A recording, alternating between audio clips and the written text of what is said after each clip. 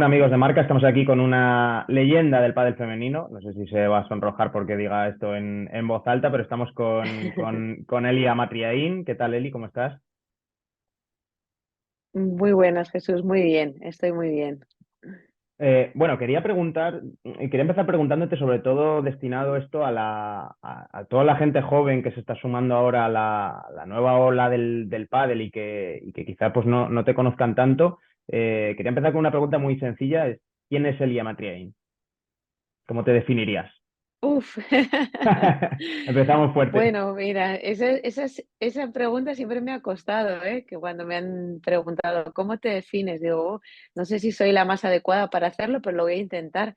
Eh, Sobre todo, como dices, enfocado un poco a los más jóvenes que quizá no me conocen, pues soy una veterana ya del circuito de pádel.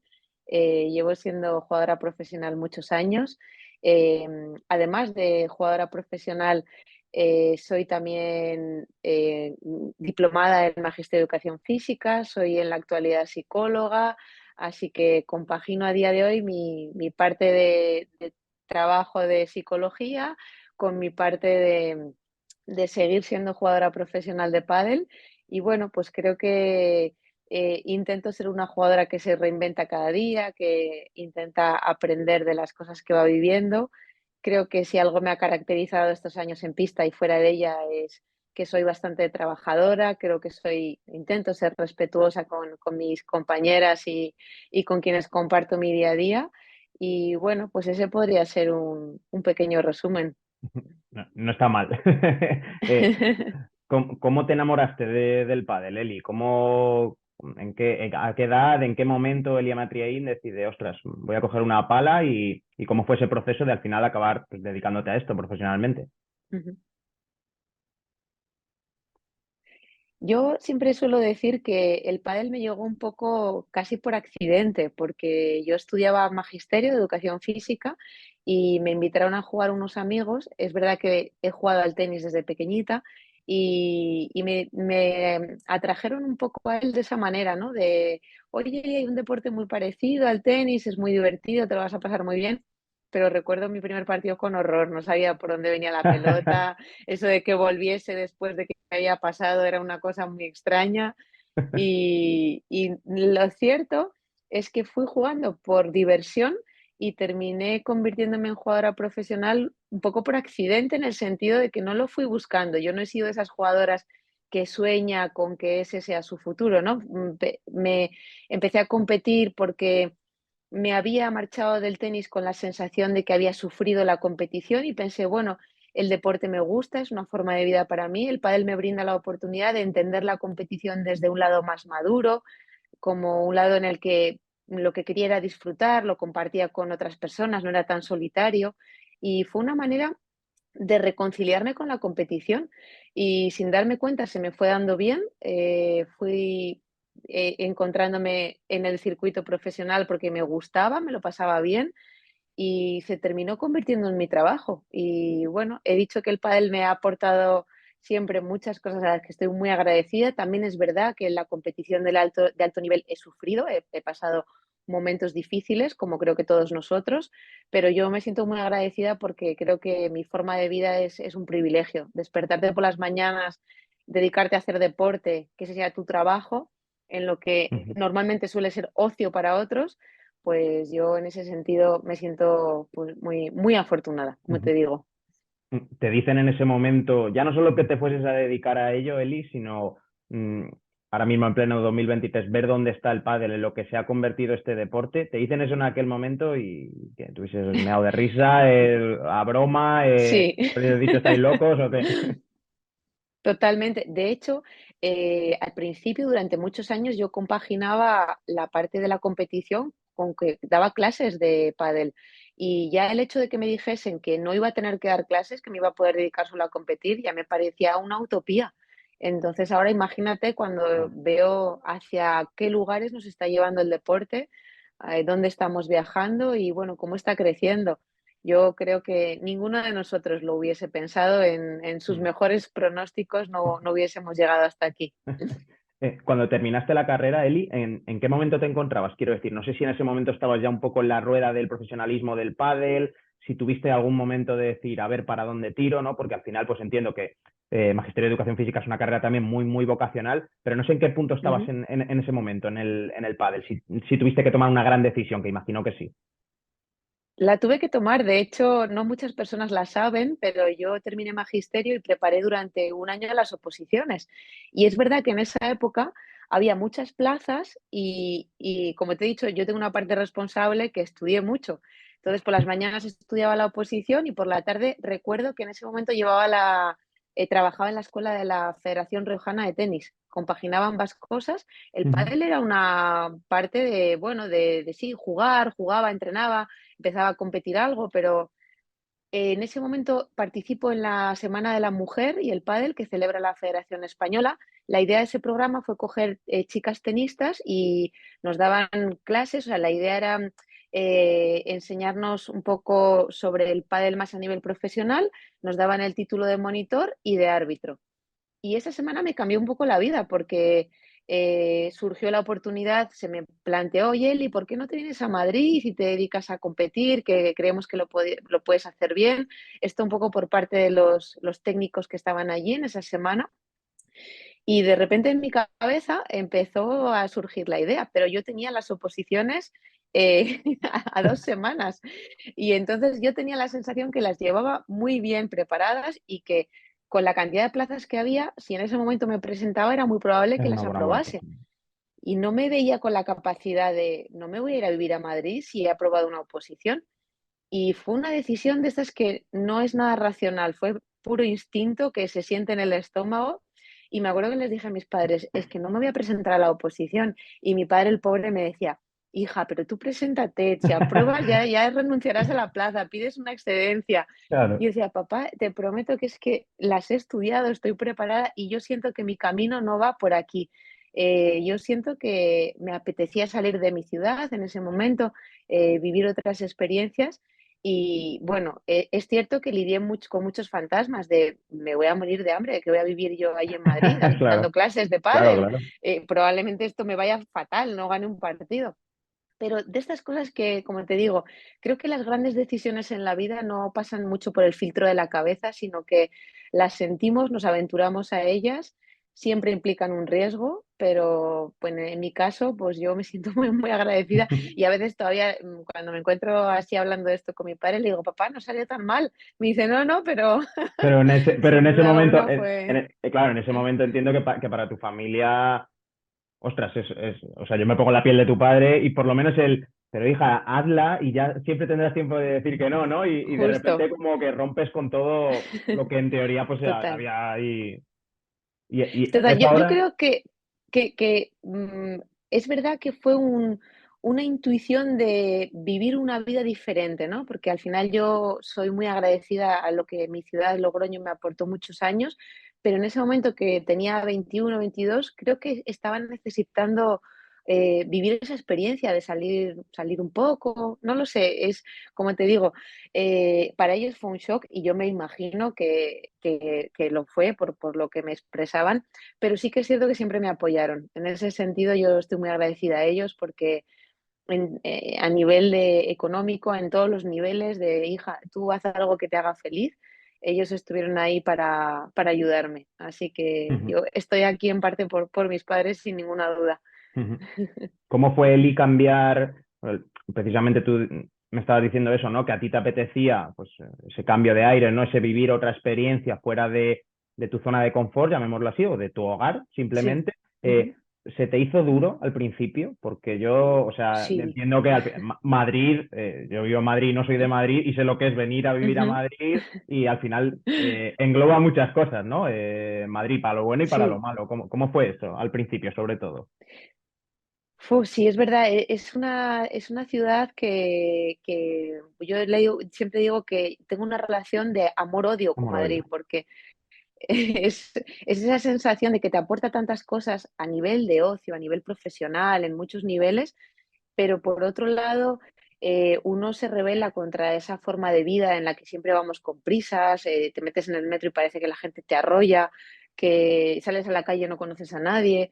Entonces, bueno, fue complicado porque es verdad que yo entrenaba por las mañanas y tenía que dar muchas clases para poder mantenerme. Entonces, físicamente, sobre todo, fue bastante difícil. Y luego a nivel emocional, creo que, bueno, lo fui gestionando porque era algo que yo había elegido, pero sí, al fin y al cabo te vas un poco sin tener ningún colchón, teniendo que trabajar muchísimo. Y creo que eso también fue una cosa que a mí me ayudó a valorar el tiempo que estaba en pista. Sabía lo que me costaba estar ahí, la cantidad de tiempo que tenía que estar trabajando y por eso creo que en momentos de dificultad dentro de la pista, los que hemos vivido eso, especialmente esto me lo recuerdan mucho compañeros que vienen, por ejemplo, de Argentina, de Brasil, que Claro. pegan el salto, saltan el charco, ¿no? Sí, Dejan todo y ellos sí que no están. Yo estoy a 3 horas y media de mi sí. casa en coche, pero ellos están a horas de avión.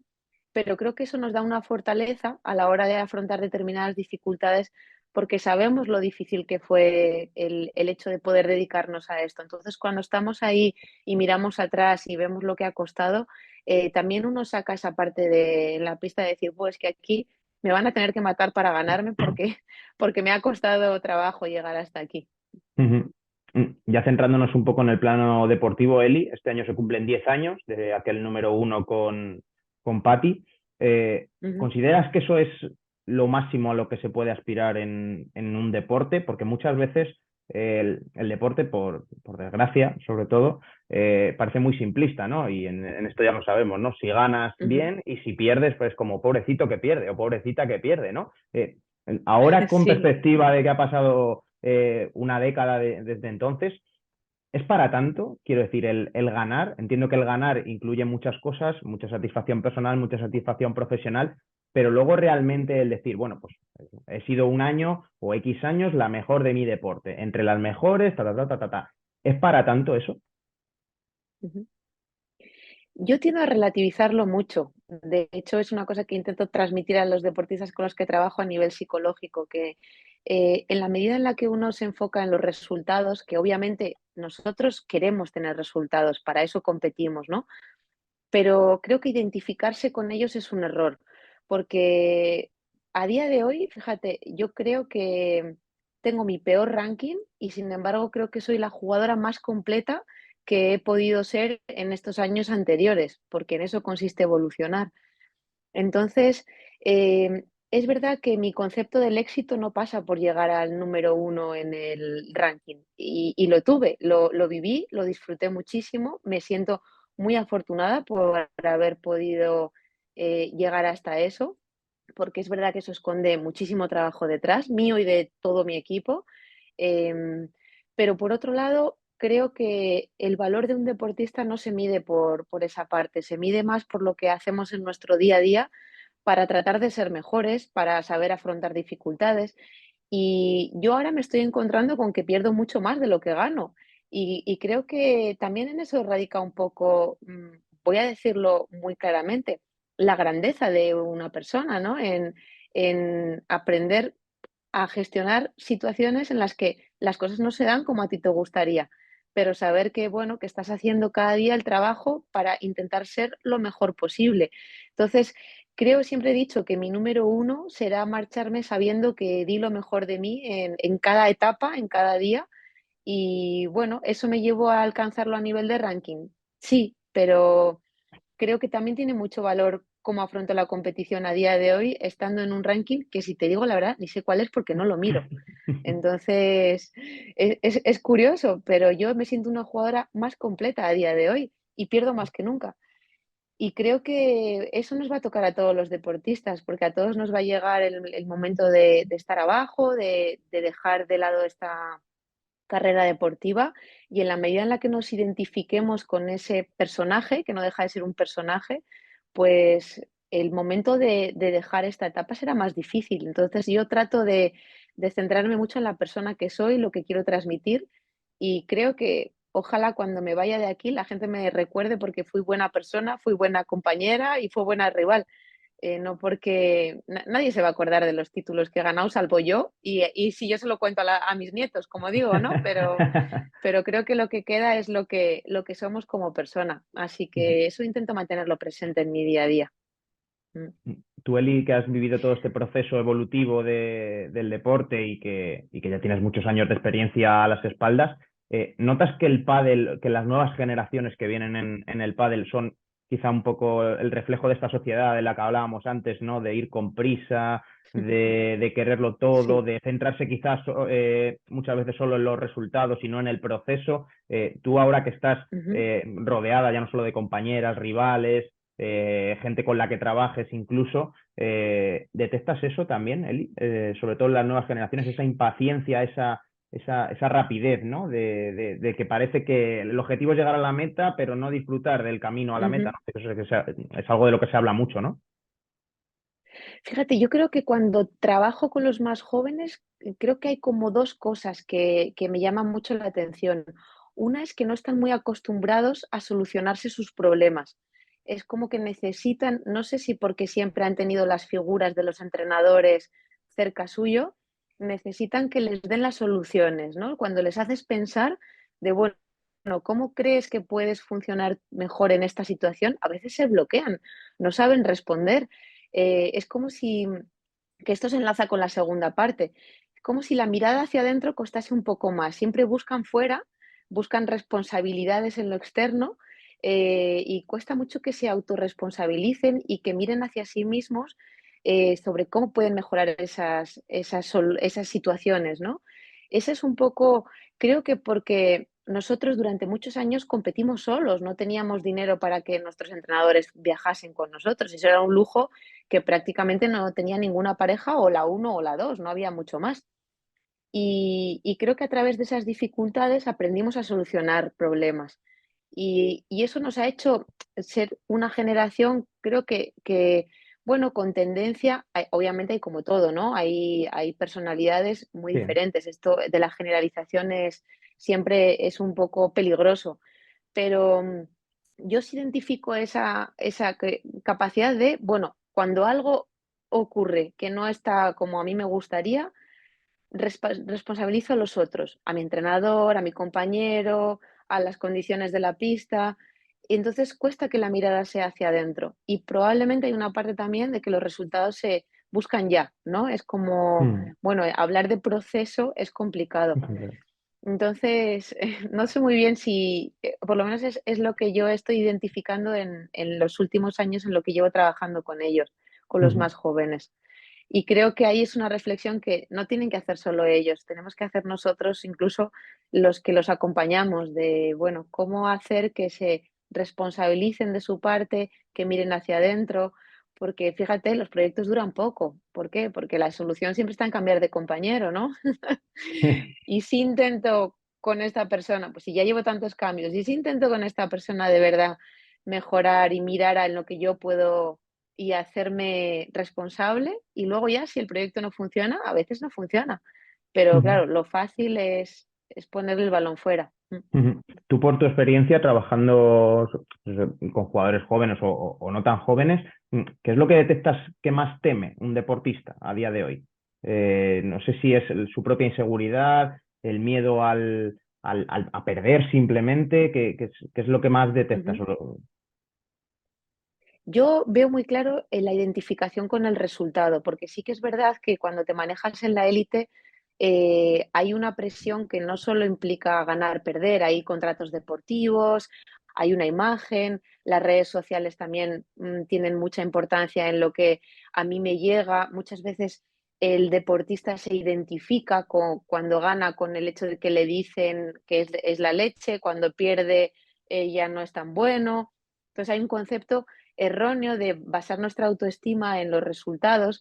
Entonces sí que veo como una excesiva focalización en tema ranking, en tema ganar, perder. Eso es lo que más identifico. Como te digo, también es verdad que hay momentos que tienen que manejar ámbitos de presión a nivel económicos, a nivel de opinión de los demás, que es difícil llevar a la persona a que se enfoque en cómo quiere jugar, en cómo quiere rendir en la pista, pero es que obviamente cuando uno se intenta enfocar en intentar dar lo mejor de sí mismo y en cómo quiere jugar para ganar ese partido, normalmente rinde mejor. Pero es cierto que no es solo una cosa, es una cosa que cualquier deportista, creo que a cualquier edad y a cualquier nivel, son cosas con las que tenemos que lidiar. Ujú. Quería volver a un 26 de abril de 2023, un día que pones un tuit en el que celebras haber ganado tu Ujú. primer partido del año y hablas de relativizar las cosas, ¿no? De eso que veníamos hablando Ujú. antes, de darle el valor adecuado o el valor casi relativo, precisamente, valga la redundancia, a lo que es el ganar y el perder. ¿En qué momento tu cabeza, Eli, hace clic y decides incorporar la psicología a tu vida como, pues como una herramienta más? Mira, yo incorporo la figura del psicólogo deportivo en mi equipo. Recuerdo una racha, creo que era por el 2018. La verdad que de fecha soy muy mala, pero sí que recuerdo que habíamos enlazado varias semis en las que con Patti nos habían ganado 6-0, 6-0, 6-1, 6-0, unos resultados bastante desastrosos. Y tengo el recuerdo que eso a las dos, a nivel de autoconfianza, nos empezó a pasar factura. Y en un partido que jugábamos la semifinal, una semifinal en Granada contra Gemma y Lucía, yo le digo a Patti y a Neki antes de entrar en la pista que tengo la sensación de estar engañando al público, de que han pagado una entrada para verme. Es como eso que en psicología se llama el síndrome del El síndrome impostor, del ¿no? impostor. Yo me sentía una impostora en esa situación. Yo no tengo el nivel, les decía, yo no tengo el nivel para estar en esta semifinal. Y eso lo verbalizo con ellas. Y bueno, salgo a jugar el partido sorprendentemente o no, en ese momento me tropiezo y me choco la cabeza contra el cristal y me hago una brecha que me tienen que dar puntos y de hecho yo salgo a jugar con la cabeza totalmente vendada. Después de ese partido, yo no recuerdo nada de lo que pasó en el partido. Si me preguntas, fue como que yo estuve como un autómata jugando ahí, pero no tengo ningún recuerdo. Y obviamente cuando ya salgo del hospital porque me llevan a hacer pruebas y está todo bien, ahí hablo con Pati y Neki y yo les digo, yo estoy sufriendo, yo estoy pasándolo muy mal y sé que el momento en el que mi trabajo no lo disfrute lo voy a dejar, porque por suerte no tengo la necesidad de tener que seguir en esto, no tengo una carga familiar, o sea, puedo reinventarme y empezar a trabajar en otra cosa. Y ahí hablamos con Pati, también lo estaba pasando mal y propusimos, bueno, pues intentamos ir a un psicólogo deportivo a ver si nos ayuda. Y la verdad que empezamos en ese momento a trabajar con Pablo del Río, que bueno, es una persona con muchísima experiencia, nos ayudó muchísimo a, como te digo, a enfocarnos en nuestro rendimiento. De repente él nos dijo, yo no os voy a dar una pastilla mágica para que juguéis bien y ganéis partidos, pero sí que voy a intentar que vuestra mente no os juegue estas malas pasadas, ¿no? Y volví a disfrutar de la competición. Llegaron los resultados, porque yo siempre digo, en la medida en la que uno disfruta lo que hace, también tiene más probabilidades de ganar. Eso es algo bastante lógico. Y a raíz de eso entré un poco en contacto con la psicología. También es verdad que a mí el mundo de la psicología me ha gustado mucho, por como te contaba antes, en el tenis yo lo pasé regular, muy joven competí a un nivel de exigencia muy alto, estaba muy sola y creo que a partir de ahí fue cuando empecé a pensar, bueno, ¿y por qué no empiezo a estudiar para poder enfocarme en un futuro en esto? En ayudar a otras personas que puede que hayan pasado por esta misma situación. Y no solo por eso, es que a mí me gustaba aprender. A mí el estudio, aunque no sea un camino de futuro, a mí me encanta estudiar y aprender sobre cosas nuevas y la mente humana me ha parecido siempre un enigma del que quería conocer cosas. Y fue ese mi contacto. A raíz de eso, también he tenido la suerte que a través de la UCAM tenía una beca deportiva, me ayudaron con mis estudios, me becaron, lo pude hacer online y nada, ya soy psicóloga desde hace un par de añitos y en la actualidad, de hecho, tengo también un máster en psicología deportiva, o sea que me sigo formando como psicóloga clínica. Como te digo, me gusta aprender de cosas que, bueno, pues que son un poco, tengo necesidad de conocimiento, es una de mis motivaciones, el conocimiento.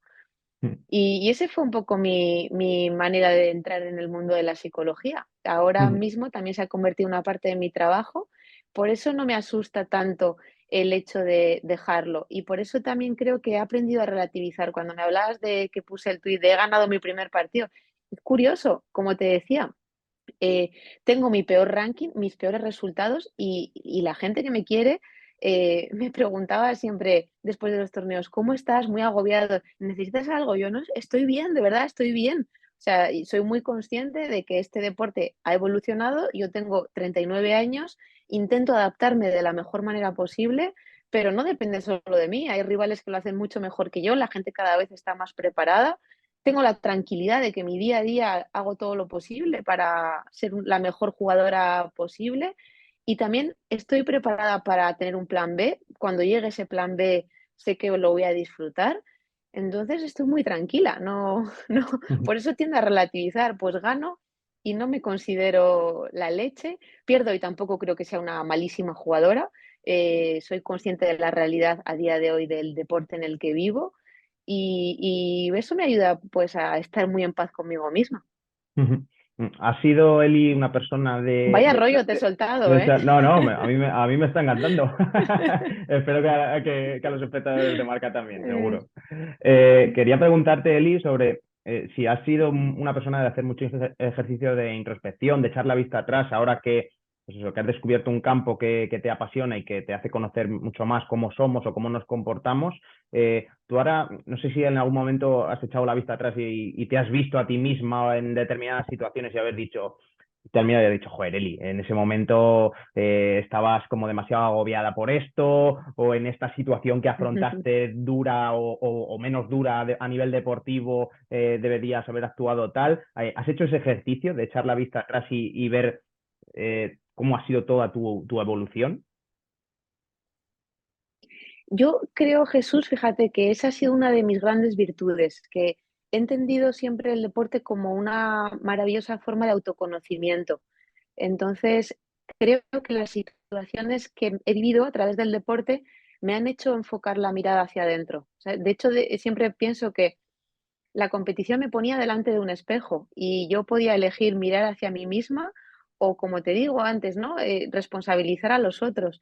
Y creo que siempre he mirado hacia mí, siempre he tratado de saber, porque obviamente en el deporte y en la vida hay situaciones que uno no va a controlar.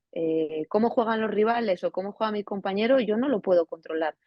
Que mi compañera tenga un mal día tampoco lo puedo controlar. Y hay veces que es verdad, un partido se pierde porque mi compañero juega mal, pero es que el día siguiente yo jugaré mal. Es una realidad muy básica. Ujú. Y siempre he tratado de en este tipo de situación, ¿qué puedo poner yo de mi parte para tratar de cambiarla? ¿No? De hecho, hay una de las nuevas terapias que vienen pisando bastante fuerte en el mundo de la psicología, se llama la terapia de aceptación y compromiso, que su idea esencial es aceptar aquello que no está en nuestra mano cambiar y comprometernos con lo que sí está en nuestra mano. Entonces yo he intentado siempre pasar por ese filtro de, bueno, de esta situación, ¿qué está en mi mano cambiar? Pues con esto me comprometo y con esto voy a dar mi 100%. Ahora, lo que no está en mi mano, me toca aceptarlo. Ese proceso es más difícil, porque eso es fácil decirlo y la aceptación es algo que uno tiene que trabajar. Y luego también hay un escritor que habla de y tener la inteligencia para saber diferenciar ambos, porque hay cosas que sí están en mi mano y hay cosas que no, Que no. y muchas veces no sabemos diferenciarlas, ¿no? Esto es fácil, esta es la teoría. Luego, obviamente, llevarlo a la práctica, como todo el mundo, soy humana y tengo mis dificultades y trato de intentar hacerlo un poco mejor al día siguiente, pero obviamente he cometido muchos errores en mi carrera deportiva y lo que he intentado es aprender de ellos, en mi carrera deportiva y en mi vida personal también, ¿eh? Y Ujú. bueno, lo que intento es, si lo cometo 2 veces es que algo ya no he aprendido, ¿no? Me puedo equivocar una vez, pero trataré de que en la segunda, pues trataré de hacerlo un poquito mejor. Ujú. Quería Mm. preguntarte, Eli, cambiando de tercio, por la actualidad, sobre todo lo que ha sucedido en el último año y medio, con la irrupción de un nuevo circuito, que era una Ujú. situación, no voy a decir anómala, pero sí, bueno, un poco, un escenario un poco distinto, ¿no? Al que se había vivido en los últimos años. ¿Cómo has vivido tú este proceso? También, sobre todo eso, pues en el día a día, en el que, bueno, es verdad que los chicos dieron como el paso súper pronto, vosotras os habéis mantenido prácticamente un año viendo a ver qué pasaba y tal. Eh, mm, ¿cómo has vivido tú todo esto y qué opinión te merece pues, lo que va a venir? ¿Cómo ha sido todo? ¿Los tempos que se han manejado? ¿Cómo lo habéis hecho las chicas? ¿Cómo lo has vivido tú?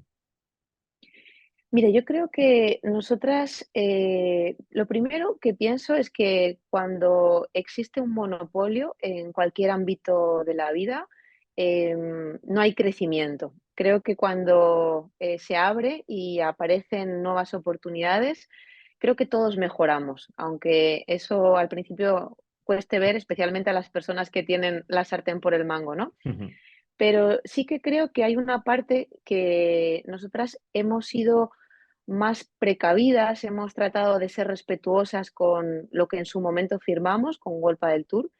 Eh, Primero siendo muy conscientes de que nosotras hemos alcanzado un estado que debemos a World del Tour. O sea, el crecimiento que este circuito ha tenido en relación al pádel, hacia donde ha llevado el pádel, eso es innegable. Entonces hay una parte que por mi parte yo siento mucho agradecimiento hacia World del Tour.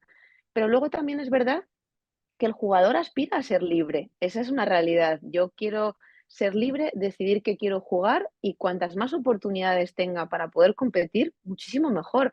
De hecho, fíjate, creo que lo que he pensado siempre es que era un error querer tener el control del pádel. Creo que llegar a establecer un acuerdo, llamémoslo X, ujú, en el que hay espacio para todo el mundo y que el jugador decida hacia dónde quiere ir, era la situación ideal.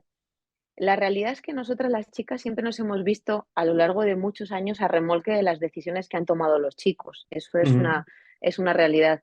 Pero sí que en este momento creo que nosotras pecamos de ser prudentes y creo que todas estamos bastante orgullosas de eso, ujú, de haber sabido ser un poco conscientes de dónde estábamos y del el respeto que teníamos que tener hacia lo que habíamos firmado. Y la realidad es que a día de hoy, Premier es algo que está ofreciendo algo diferente. Y como te digo, si para mí el valor es tener la libertad de elegir qué quiero jugar, pues obviamente es hacia ese camino, hacia donde yo me quiero dirigir. Y ujú, creo, como te digo, que hay espacio para todos. Ahora ya está en mano de ellos el que quieran llegar o no a ese acuerdo, pero sí que creo que el pádel tiene un volumen y tiene ya una estructura que va a permitir que bueno, que tengamos todos un hueco dentro de eso.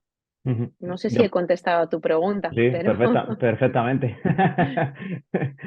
Quería preguntarte a raíz de esto, Eli, que comentabas, siempre se ha hablado del pádel como uno de los deportes más igualitarios prácticamente desde su nacimiento. Quería preguntarte, sobre todo desde tu perspectiva y con todos los años que llevas, si esto es algo real y sobre todo hay una afirmación que por desgracia pues muchos aficionados de a pie dicen, ¿no? Sobre todo con el tema de los premios y de la diferencia de premios que a día de hoy sigue existiendo eso de, no, bueno, si los chicos generan más, que ganen más. ¿Qué opinas de todo esto? Y sobre todo si ujú. realmente el pádel ha sido, no te voy a decir tan igualitario como parece de puertas para afuera, pero sí, un poco por ahí. ¿Cómo lo has vivido tú, sobre todo a lo largo de estos años? Que entiendo que el panorama ha cambiado bastante, pero sí que siempre se ha dicho que este deporte, prácticamente desde su germen, no ha distinguido mucho, por lo menos en lo que se ve dentro de la pista, ¿no? Independientemente de que un partido de chicos y un partido de chicas pueda ser más o menos diferente, ¿no? Ujú. Mira, la realidad es que yo he vivido muchos años en los que a nivel económico sí ha habido mucha diferencia. Es cierto que si no recuerdo mal fue el año pasado, o sea, hace más o menos un poquito más de año y medio, que nos igualan los premios con respecto a los chicos. Lo que pasa es que hay una cosa que yo intento siempre dejar clara, em, que, que es mi manera de pensar. Tendemos a compararlo, ¿no? Como si hubiese que comparar Sí. lo que aporta uno y lo que aporta otro, ¿no? Es como una competición entre ellos. Y la realidad es que para mí tenemos que empezar a cambiar nuestra propia mentalidad. Son productos diferentes y cada uno tiene su atractivo. Yo creo que cuando nos comparaban, ¿no? Y muchas veces nos decían: "Es que no generáis lo mismo". A una cosa que yo decía, es que tampoco tenemos las mismas oportunidades, porque si no nos podemos dedicar de la misma manera, porque económicamente no ganamos lo mismo, Claro. también es muy difícil que se nos pida lo mismo. Y luego hay una realidad que es físicamente no vamos a aportar lo mismo, el espectáculo va a ser distinto, porque los cuerpos de los hombres son distintos y los cuerpos de las mujeres son, es así. Ujú, Entonces, más que entrar en comparación, yo lo que creo es, por un lado, que debemos primero dar las mismas oportunidades de horarios, de pistas, de visualización, bueno, de torneos, de todo eso. Y a ujú. partir de ahí, el que quiera compararlo, que lo compare, ¿no? Yo prefiero no compararlo, porque a mí me encanta ver pádel femenino y me encanta ver pádel masculino. Y son cosas distintas. En uno veo unas cosas, en otro veo otras. Obviamente, el que valore la espectacularidad, la pegada, pues le va a gustar más el pádel Sí, masculino, sin ninguna duda. Pero como te digo, creo que hay espacio para ambos. Lo que siempre he tratado de transmitir es que creo que mismo esfuerzo merece misma recompensa. Es decir, si por ejemplo un chico a nivel de imagen vende muchísimas más palas que yo, es lógico que a nivel de eso es. imagen gane más que yo o que la número uno en este momento. Pero si estamos en la pista y yo tengo que ganar un partido de 3 sets y el chico tiene que ganar un partido de 3 sets, Te cuesta lo creo mismo, que eso debe merecer la misma claro. recompensa. Ujú, Luego la parte de la imagen ya ahí no discuto, que el que más venda, porque el número uno vende más que el número 57, ujú. es así. Eso es. Pero sí que creo que el esfuerzo y el trabajo se debe valorar de la misma manera. Yo Ujú, lo entiendo así. Y creo que también pasa, como te digo, ¿no? Para que haya una educación como propios espectadores de decir, bueno, no tengo por qué compararlo, voy a intentar disfrutar de uno o disfrutar de otro. ¿Que no me gusta el pádel femenino? No pasa nada, no lo veo. Si no me gusta el masculino, pues tampoco, eso es. no pasa nada, pero muchas veces pasamos por el filtro de la comparación. No tiene por qué. No sé, yo veo otros deportes también y valoro otras cosas más allá de lo que es la propia espectacularidad física. Ujú. A mí hay una parte que me gusta mucho ver, que es la gestión emocional, y eso lo percibo a veces mucho más en las mujeres que en los hombres. Entonces, pero ese es mi filtro. Hay otras Ujú. personas que lo Claro. que quieren ver o lo que les motiva a ver deporte es otra cosa, obviamente. Ujú. Y ya la última, Eli, vamos a ver a Ujú. Elia Matriain el año que viene en ese nuevo circuito, ese híbrido que parece que van a montar. ¿Va a seguir dando guerra a Elia Matriain en la pista el año que viene? Así, directa, para terminar. No lo sé, Jesús. No lo sé. Me has hecho una pregunta que está en mi cabeza. No lo sé. La realidad es que en el circuito me vais a ver porque las chicas empezamos en Premier Ujú. en Roma y mi idea, si mi cuerpo me lo permite, estar ahí. Pero ya si me hablas del año que viene, te digo que estoy muy presente en este, en intentar disfrutar este y en escucharme. Creo que estoy en un momento de escuchar mi cuerpo, escuchar mi cabeza y no puedo darte una respuesta todavía. Bueno, ahí queda.